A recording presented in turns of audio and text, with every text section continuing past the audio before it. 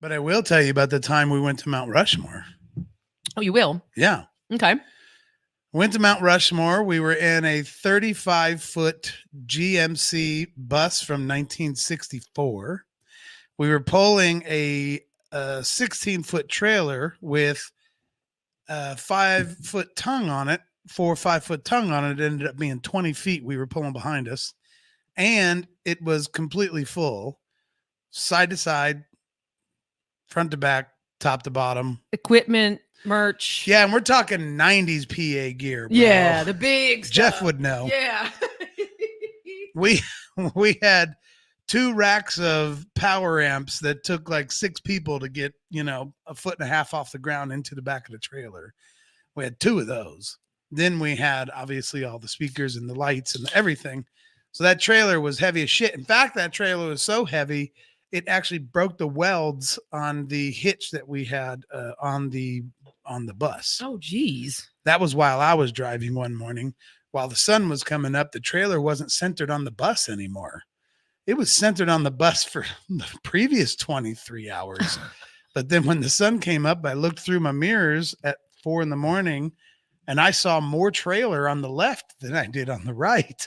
Oh my God. Like, it's kind of weird. So I pulled over and looked up under the bus, and half of the hitch, the weld had busted off of it, and it was about to go. It was one more weld break away from God. But that's a different story. That's just how much weight we had. Oh, that's not the story. Climbing the hill to see Mount Rushmore, if anyone's ever been there.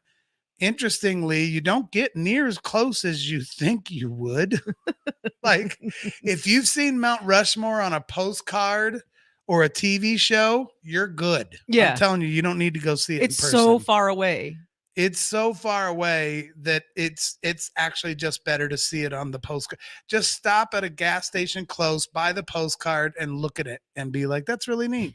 Because driving all the way the fuck up there, the closest they let you get to it is like, is that it over there? The white dots? And those white dots over there? You don't even get to see it.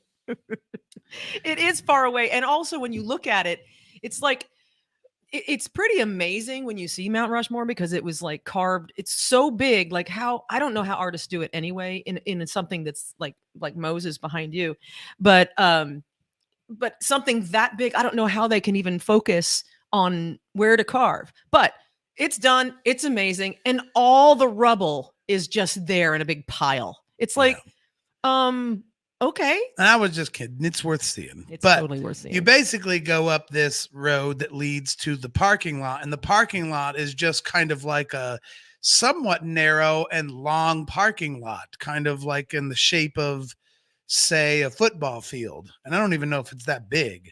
Might be more like a basketball court. Well, it's probably bigger than a basketball court, but somewhere between there and a football field. From what I remember, maybe it's bigger now. I went a long time ago.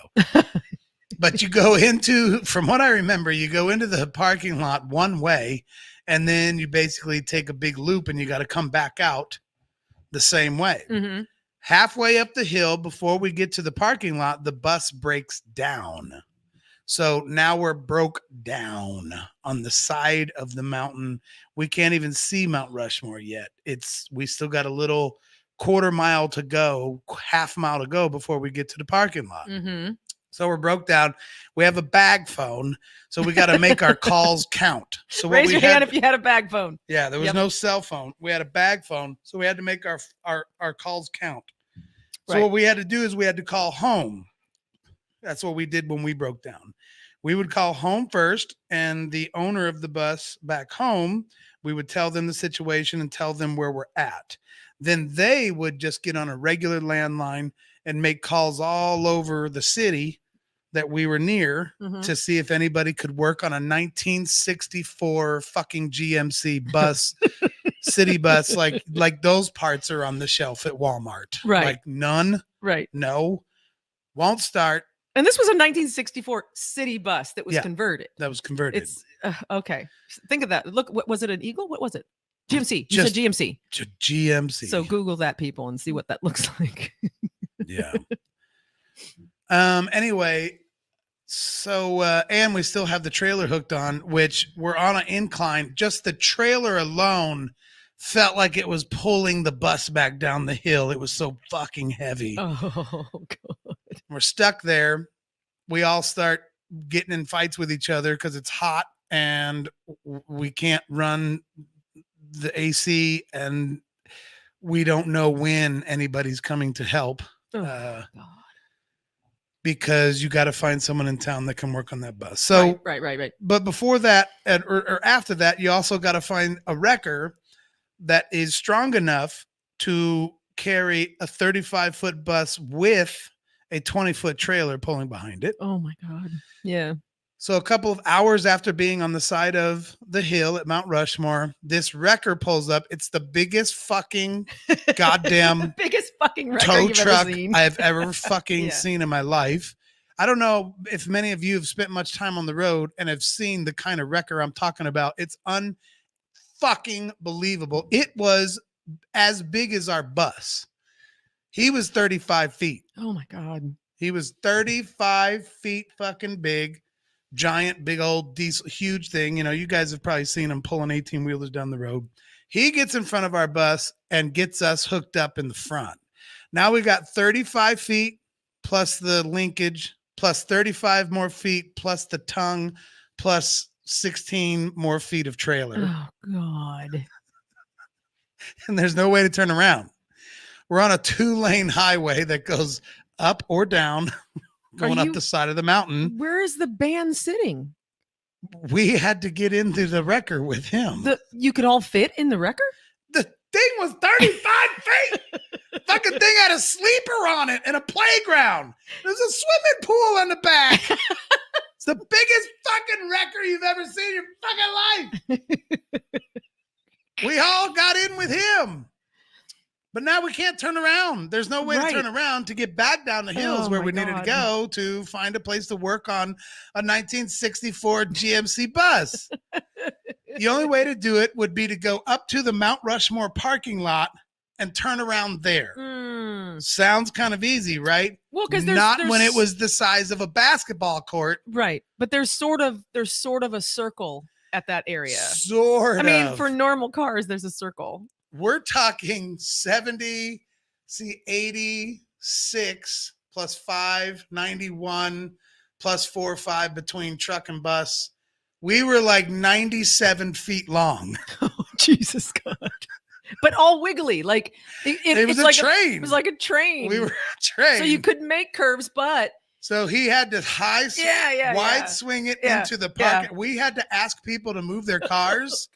Like the guy in the wrecker, we had to stop halfway into the parking lot of the Mount Rushmore, actually get out and ask several people to move their cars. Hey, is this your car? Is this your car? You got to move it. Got into there and tried to swing that whole train around the parking lot at Mount Rushmore. In doing so, the driver's side mirror, doesn't matter. One of our rear view mirrors, I think it was passenger side, actually, now that I think about it, caught on something and busted it off. Oh my God. Broke it. Gone. The mirror's not hanging. It's busted and gone. But we didn't know that happened. Oh man. We didn't know that happened. Because you're all up in the big giant cab with the we're just swimming pool. Barreling through Mount Rushmore's parking lot like a big fucking train. Everyone's just like, what the hell are these guys doing? Finally get through there, broke a mirror off of our bus. A 1964 mirror. 1964. A mirror made city bus. In 1964. Not even a fancy RV. Like you would think. You would think not available on Amazon. Amazon didn't exist. Exactly. We got out of the parking lot and was able to head the next direction. And the closest place that would work on a bus like ours is like an hour away. Yeah. So we're an hour drive with this guy and we're pulling this 100-foot train. We get to the place. We're sitting out there in the blistering heat, waiting for them to try to figure out what's wrong with it. They're running all these tests. This bus doesn't have a computer that you can just plug in and find out what's wrong with it. Right. So they're going through everything. They're testing. They're coming back out. They're calling back to Springfield, the guy that owns the bus, like, well, did you ever have this done to it? Did you ever have that done to it? We're like an hour and a half, 2 hours doing this shit. They can't find anything wrong with the bus. Then they check the gas tank. Oh, no. And we were out of gas.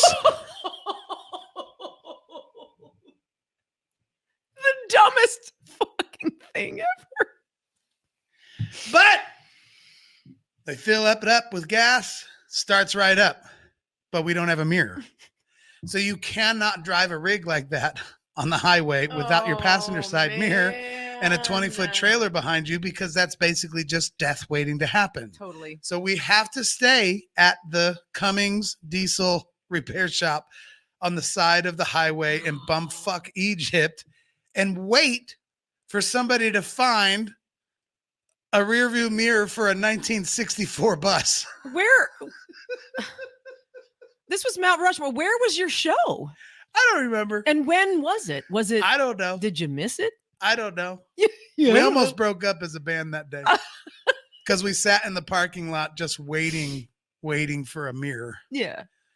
And it was hours. We were at Cummings for like 6 hours waiting for this fucking mirror. My God. And we started fighting with each other. We almost got in fist fights. Finally, they got a mirror. And Well, you were all basically children. and nothing was wrong with the bus to begin with. Fucking gas. Because who? All of you collectively did not know to put gasoline or diesel, whatever it was, fuel. It was at an incline. So when we started up the mountain, it appeared that we had plenty of gas. Oh, Neighborhood of a quarter of a tank, probably. oh my. But when you take a quarter of a tank and that big of a gas tank and you put it at 40 degrees, Just wouldn't start. now all of a sudden the gas isn't getting to where it needs to get, and the thing was still reading quarter of a tank or whatever. I don't know. So that's why I'm not fond of Mount Rushmore. Oh, so it has nothing to do with Mount Rushmore itself. No, not at all. You're such a jerk. I'm a walking contradiction. You are. He is. In a walking. There's another word. There's another word for you. Somebody give Dan another word. Asshole. Maybe. Tune in live every Thursday night at 7 p.m. Central. On the Unsung Screamers Facebook page, YouTube channel, and Twitter. And check out our Unsung Screamers podcast. Wherever you get your podcasts. Ah!